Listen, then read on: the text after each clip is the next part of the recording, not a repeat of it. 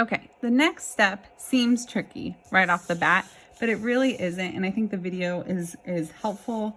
When you read it, you might be like, what are you talking about? But it says to sew these corners. We're going to make it so instead of making a flat bag like a pillowcase, it actually has a bottom and some depth.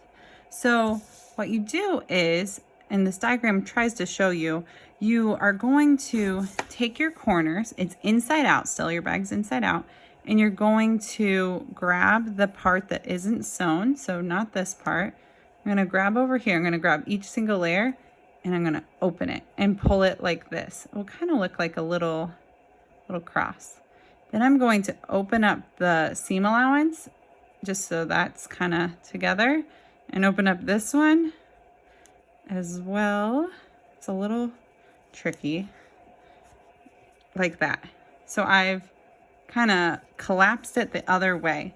You want to make sure you don't have doubled up fabric and it's just this flat area. And you can kind of pinch it like a triangle, like that.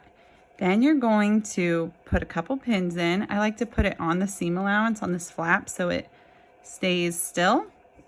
And then it says to sew at 5/8 inch across this way, across the top. So I'll just show you right now. Go to my machine. I'll place the whole thing, it's nice and flat, under. I line it up with my tape. I'm going to start in a little ways so I can backstitch. Lower my needle, backstitch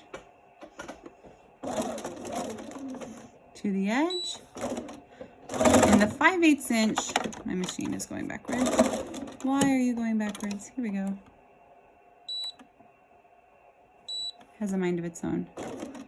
There we go, forwards. The 5/8 inch is how we know kind of where to start. It's a little tricky, but it makes sense once you do it, I guess. And go all the way to the edge and backstitch. You're going to repeat this on all 4 sides.